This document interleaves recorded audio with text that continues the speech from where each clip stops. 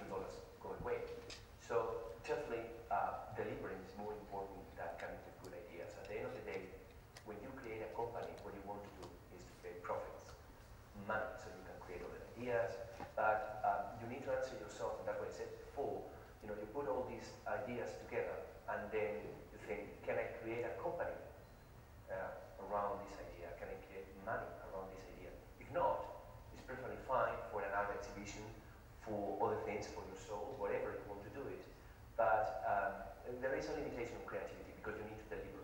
You have 50 people, you have $1 million per month, and you need to deliver, and you have milestones. If you spend too much time trying ideas, 20 months after you start trying, you run out of money, and then you have a company. So you need to find a balance between trying and actually delivering. I think, sorry. Okay. I'll keep it short. I think too often the idea becomes the subject, and I think the problem should be the subject of your endeavor. So if you're getting closer to solving the problem, and it's worth it, and that's, you know, decided by the market, then you continue. This is also an important, again, creativity is really an activity, it's not a finality in itself. Everything starts with how you delimit the problem in the beginning. And so if you keep the problem statements completely open, then indeed as a business, you might get very brilliant ideas, but for which you do not have the resources to implement anymore, because you're already implementing a new idea. So it's all a matter of permanently, that is for a startup, looking if the right problems are being solved. But the fact, the activity of creativity, of pragmatic creative thinking, is always needed, and especially in a startup, because this might be about how to build a client. It's needed on every space today, because that's where you make the edge, that's where you still have the edge. Every time that you needed to adopt an already known solution to whatever problem, even if it's a small problem, is an important decision. So if you don't, but you need to go fast, of course, that's why this process is really fast. If you don't have anything better to offer, and there's an existing solution for what you needed to solve there, then take that, sure. But if you manage to embed in your organization the creativity, just like Google managed, now of course there's more and more implementation going on, then you make the edge on every step. And that's, so it's not only about the strategic idea, which is, and always have a new strategic idea.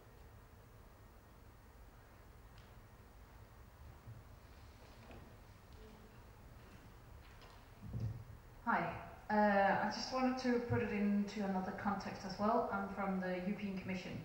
And I have a question in terms of how to bring this creativity, which we really need to come up with new ideas on how to create, I'm from education and culture, so how to create the new education systems for the 21st century. So we as a DG needs to come up with all these ideas, but at the same time we live in a zero mistake, zero tolerant to risk environment, because we work for taxpayer money and it's really not allowed for us to make mistakes. So we cannot deteriorate, we cannot do, fail. So how do we create this creative environment still? So that's a very tough question, especially coming from Europe, because you guys have no, power in education. It goes all the way to the countries, and then within countries like mine, it goes to the regions. So even state I cannot control the education programs, needs to go to the regions, right? So my quick answer would be to empower both teachers and students. It's about empowerment. Empowerment is about finding your own passions and following them. Every time I teach to a big class, I feel that 5 to 10% are outstanding people, that I treat them in the same way to the rest. And we are not really tapping into their potential. I think smaller groups are important. The way, that's another very important one, how we identify the people. So it's always about exams and answering our questions. It should be not answering questions, but actually, creating new questions from us. That kind of more open education is becoming more and more important. So again, it's all about empowering students and teachers. That's my recommendation. If I understand your question correctly, it's also about how do you guys, as European Commission, can become more creative, right? That is a tough question. But where I would search for the solution is external experimentation. If you guys don't have the time to do that, can you find partners externally that might be willing to do the experiments that you want to do? So find the partners that have similar interests and help them with the experimentation. So you don't do the work yourself, but maybe you present the problem, maybe some criteria, and help them to do it. But then again, I'm very naive. I don't know anything about the whole political system at the EU. But theoretically, that's what I would try. Yeah. It's one of the toughest things to do. There's a couple of things to be said about the risk-averse environments. They exist everywhere. The big corporations are extremely risk-averse as well. The mid-management often has much more to lose from adopting ways of working that embed more creativity. Because creativity means change. Change is risk for different kinds of stakeholders.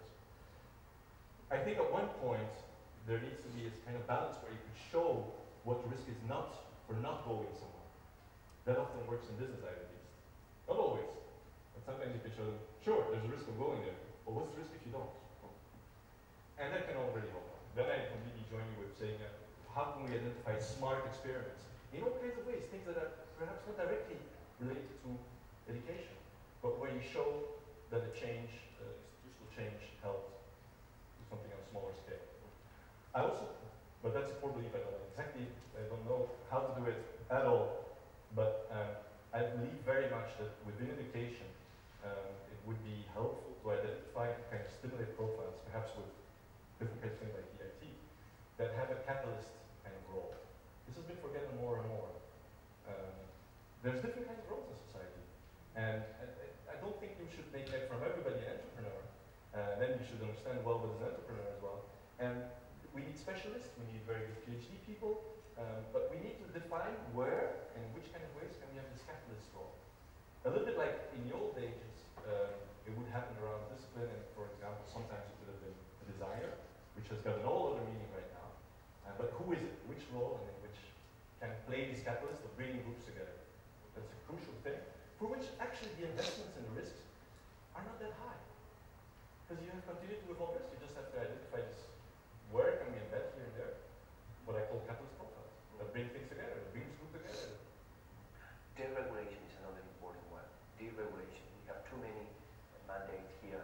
If you don't pass, this class, you cannot take the other one. If you choose scientific, pathway, you cannot take any class from English literature or anything like that. It's too many, too much regulation in education. It's all about empowerment. Let people try their own thing, their own pathways. And I do have the feeling that people need to choose from science or art or whatever when they're very young. And when they're in that path, they cannot leave because there are so many, you don't pass that you cannot take this on. Just get rid of all that regulation. I think it's just like 3M and Google are making specific time for their employees to work on their own pet projects. We need time to tinker in education as well. Time to tinker without a clear end goal, but to become conscious about the process of tinkering. And then you learn about the process without having the pressure of having to deliver at that moment in time. And I think in education, we still have the possibility to spend that time. About the boundaries, really, breaking down the boundaries is not necessarily that hard.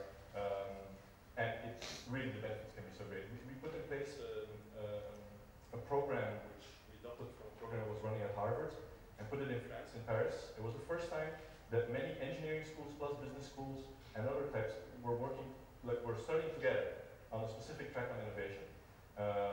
Normal course, etc. It was partially funded by the Paris region.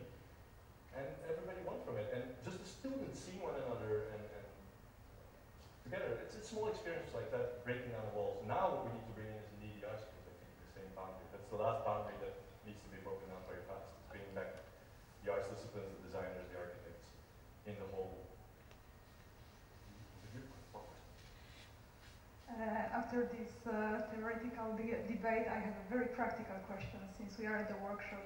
How to encourage creativity within the team where you have a totally different characters, and that very fast you have one or two leaders dominating. And sometimes you can have very good creative ideas within the team, but those people never speak up and never are listened to. Sure. Okay, I'll try to be as brief as possible. There's a lot to be said about a topic like that. In itself, the over-dominant persons in a group is not the worst that can happen to a group, actually. There's several strategies. One thing is to recalibrate the group. Another thing is to embed a couple of simple rules that can very easily, by the process of how you manage the generation, the selection of ideas, brings down the impact of having a strong leader. There's a couple of known tools that identify the personality of people in a team and just make them see, like a mirror, what kind of role they have. This can be done often in like 20 minutes, half an hour, which is very beneficial, especially if the group is continuously working together.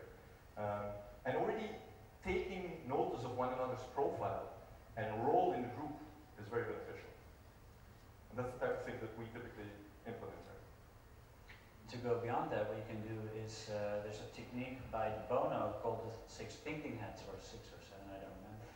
And then you give a certain role to people. So you say, you're the devil's advocate, you're the coach, and you're the supporter, and you make them play a particular role, sometimes something that they're not used to at all. And then that way, all different kinds of reactions, so to say, are represented within that team. So you have someone that's always looking for the best angle of the current situation, and there's someone always looking for, how to talk it down. And by doing that consciously, you speak up about certain things that maybe in your own role you would not be comfortable with.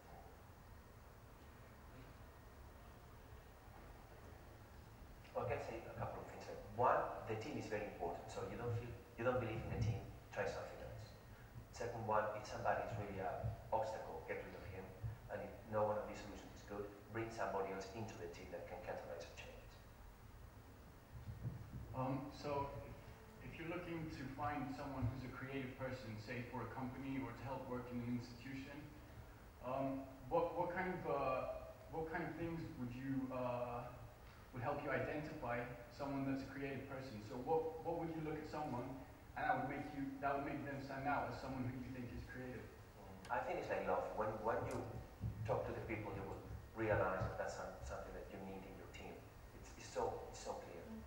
If you admire that kind of passion and openness and the way he or she can answer the questions, I mean, you can identify that immediately. I mean, if you don't see it, it's not there.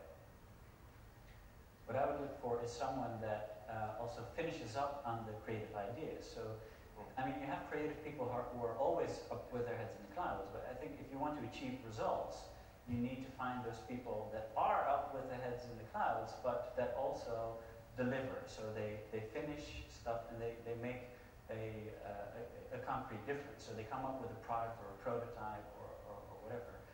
So they're not only in the idea phase, but they try to implement it in something else. To me, that would be very important to find that person that doesn't only talk, but also makes it happen. Yeah, I think we all agree completely. If you stay in the idea phase, as I've shown, you're a dreamer. Now there's need for dreamers in different fields, but in business it's not the best position. How do you see somebody who's really creative, can make a change? But first of all, creativity is an activity. So if the person itself is already aware that creativity is something that he can learn, be better at, normally he will have tried that. He will have tried different approaches. He will have embraced, I would say, diversity himself. And you would see that in profile.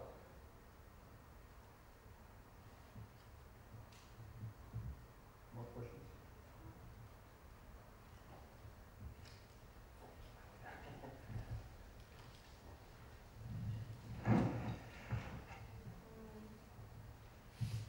Thanks.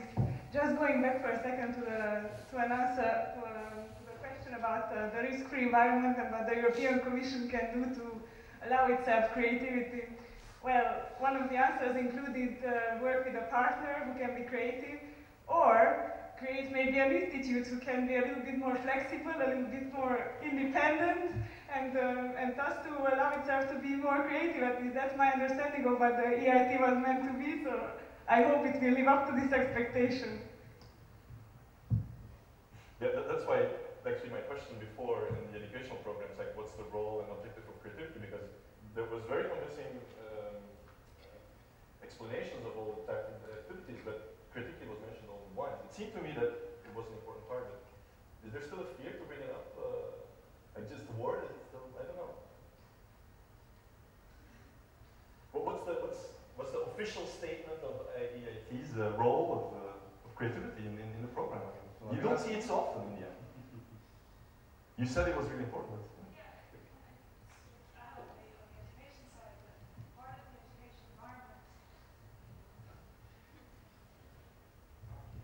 Thank you. Part of the education environment is that we allow people to fail as well. So whereas you're saying that there's European funding and that you can't keep funding things to do fail, you can fund a student to go through an education program at which, you know, at the end of it they get a master's or they get a PhD, and they can do fail as much as they want during that. So we're trying to open that up to them a little bit, that they go through several different processes whereby they can form groups, they can start up business ideas, they can have a go at it, and, you know, hopefully they'll be able to keep working on some of those things, but some of them won't work out, but they're still in a nice system that, you know, comforts them and wraps them up and allows them to fail at that time.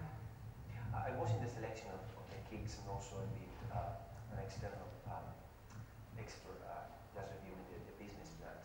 We have been always encouraging the experimentation within the educational side of the EIT. We don't want to see more master programs, we don't want to see more doctoral programs, we want to see something that nobody else tried. And I think all the kids are failing on showing something really bold and an experiment in education. There are many people working on experimentation in education, and we don't see that coming from the kids. Of course, there are big universities involved. Of course, it's the Commission, the countries. So I don't know if that's the right framework to promote experimentation in education. But you guys have all the freedom, and actually we encourage. I'm sure the EIT